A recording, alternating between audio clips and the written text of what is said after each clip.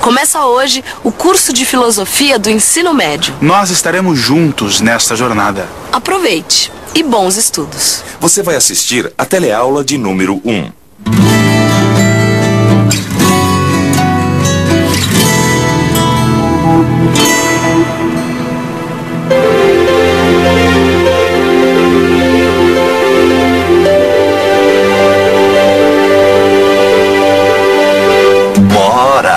Na filosofia, pra quem rimar amor e dor.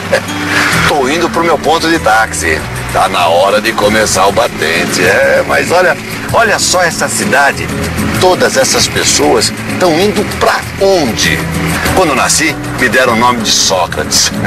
Nome de filósofo. Vai vir que é daí que vem o meu gosto de saber a explicação de tudo.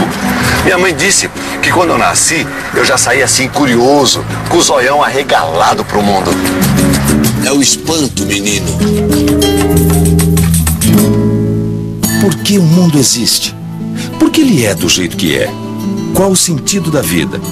Quando fazemos este tipo de pergunta, estamos começando a filosofar.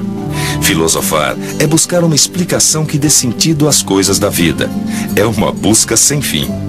Essa atitude, essa vontade de conhecimento e sabedoria surgiu na Grécia há cerca de 2.500 anos. Do taxista ao padeiro, da professora ao operário, todos podem ter a atitude de um filósofo. Basta ser curioso e querer ir fundo na busca da explicação das coisas. E então, perceber o que é filosofia? É o esforço que a gente faz para entender qualquer coisa que existe ou que as pessoas fazem. Eu sou assim. Eu quero saber o assim e o assado do mundo. Esse curso é comigo mesmo. Aqui está o meu cartão. Seu Sócrates, o filósofo da praça. E se prepara que está começando.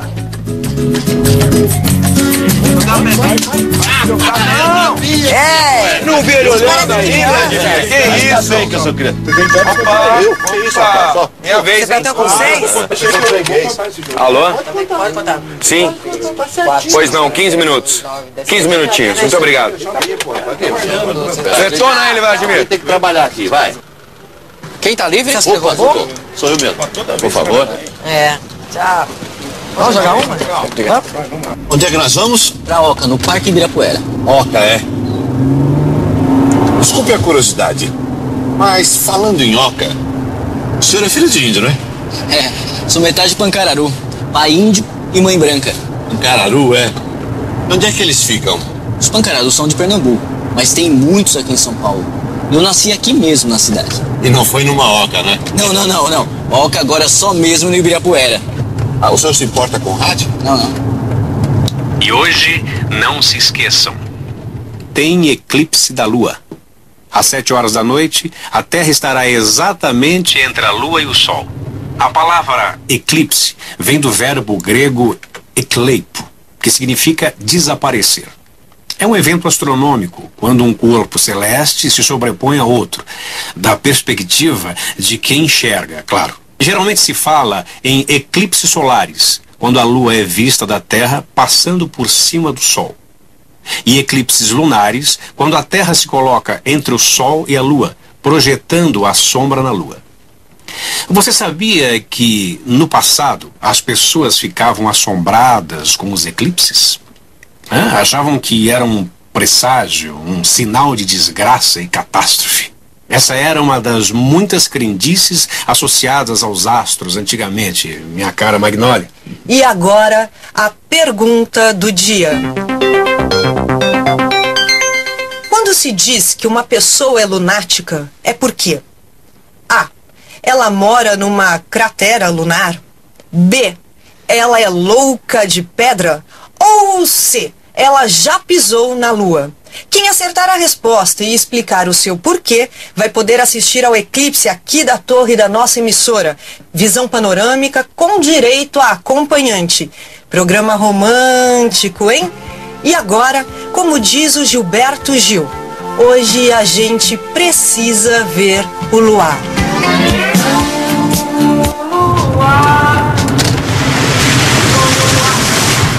Por que o senhor acha que é lunático? Eu acho que é louco. Eu também acho. Mas o que o louco tem a ver com a lua? Não sei não, mas isso que o locutor falou é verdade. Vários povos têm lendas e mitos relacionados com os eclipses. E os índios brasileiros não são diferentes. Alguns deles acreditavam que o Sol e a Lua eram deuses irmãos. Que durante o eclipse da Lua, eles contavam que ela era devorada por um dos espíritos da floresta, a onça. Bonito. Mas a lua reaparece depois do eclipse, não é? A onça colocava ela pra fora? Não. Segundo os índios, o Sol conseguia recuperar os ossos da Lua e, utilizando a sua própria divindade, ressuscitava seu irmão mais novo. Bonito. Maravilha.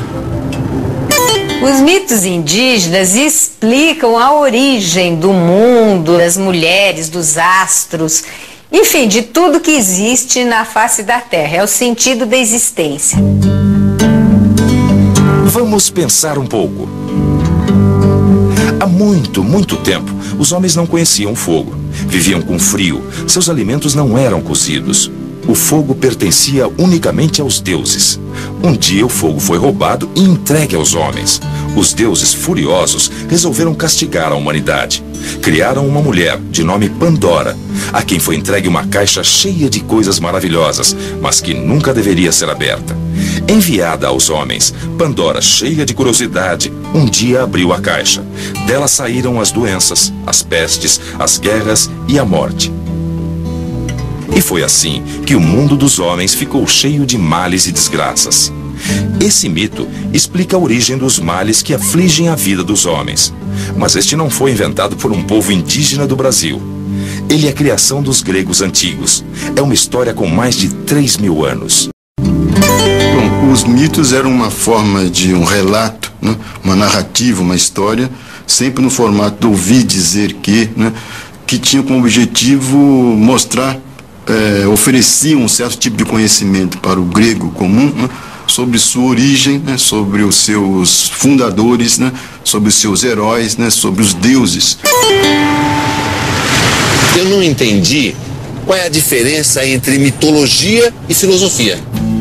Vamos pensar assim. Tanto a mitologia quanto a filosofia buscavam uma explicação para os fenômenos e as coisas da vida.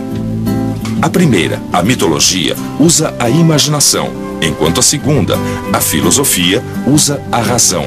Mas tanto uma como a outra partem do mesmo lugar, que é o verdadeiro espanto com o mundo. Quando o homem se espanta com o mundo, ele fica curioso, começa a indagar o porquê das coisas. O que é esse mundão? Por que ele existe? Por que tudo muda e desaparece e se transforma? Tem mais.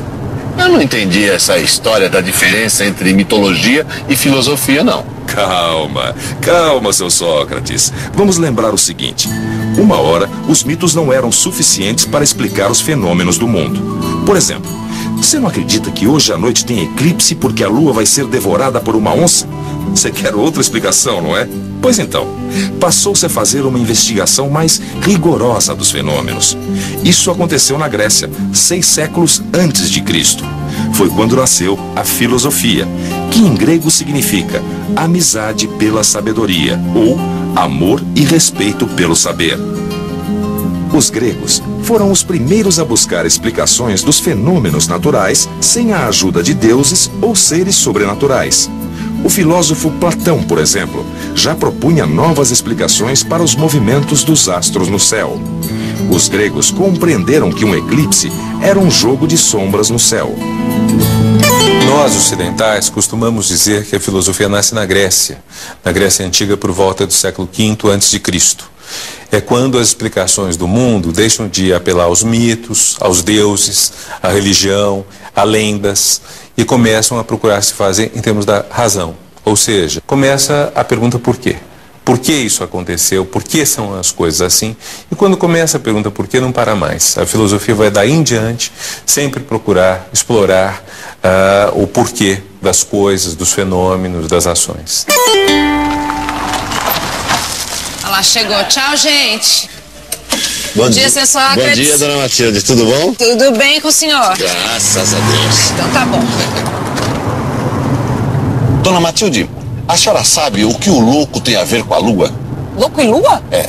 Seu Sócrates, Mas hoje você tá querendo mesmo me derrubar, hein? É uma enquete da rádio, dona Matilde. Quem ganhar vai ver o eclipse lá do alto do prédio. Lua? Acho que eu já sei a resposta. Eu acho que tem a ver com as fases da lua. Uma lua muda o tempo todo? Ela é nova, crescente, cheia e minguante? Os povos antigos associaram essa inconstância com a loucura, com a paixão amorosa. E aí criaram esse mito, essa lenda, de que os loucos e os apaixonados eram influenciados pela lua. Lunáticos. É claro. Alô? Eu já sei a resposta do louco e da lua.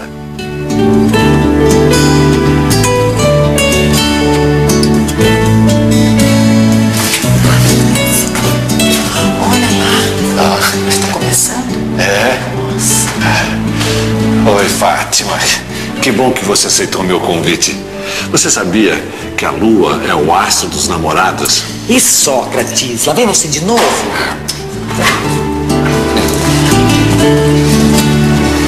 Nossa. Viu? Ó. Vai dar uma paisagem bonita, né? Bonita, né? É. Olha que beleza a cidade daqui, Fátima. Nossa, é lindo mesmo, hein?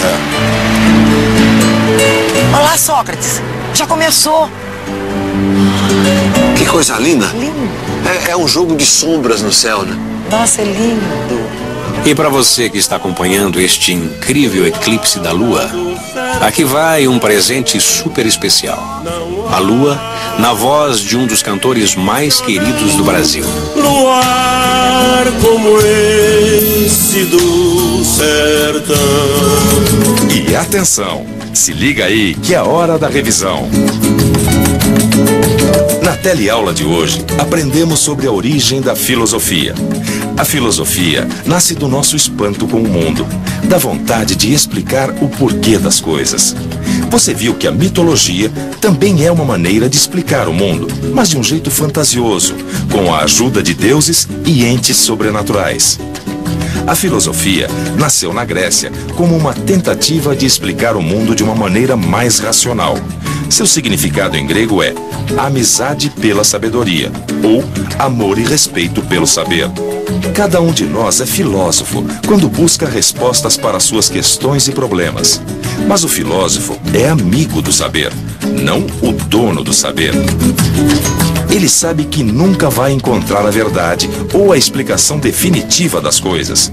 Ele sabe que jamais vai saber tudo.